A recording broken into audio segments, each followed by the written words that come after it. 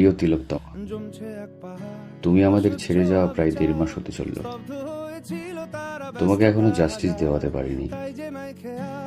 আমরা সবাই চেষ্টা করেছি, ভেবেছিলাম এবার হয়তো কিছু একটা হবে, কোনো একটা কড়া আইন আসবে যাতে তোমার মতো যন্ত্রণা আর কাউকে সহ্য করতে না হয়। কিন্তু ধীরে ধীরে সব কেমন আগের মতো স্বাভাবিক হয়ে যাচ্ছে। যেমন ধরো, এটা ছিল একটা ট্রেন্ডিং টপিক আর তুমি ছিলে ট্রেন্ডিংয়ে। আর কিছুদিন পরে দুর্গাপূজা, সেই পুজোর আনন্দে হয়তো সবাই একেবারেই ভুলে যাবে তোমার কথা। যাই হোক, আবার যখন এমন ঘটনা ঘটবে, আবার রাস্তায় নামবো, আবার জোরে জোরে চেঁচিয়ে বলবো উই ওয়ান্ট জাস্টিস। আবার হয়তো বেশ কিছুদিন পর সেটিও ভুলে যাব। জানি না এমন কত বছর আর চলবে। চিঠিটা তোমার কাছে পাঠালাম,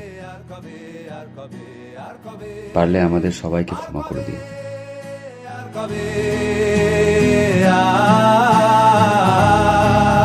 আর কবে, আর কবে,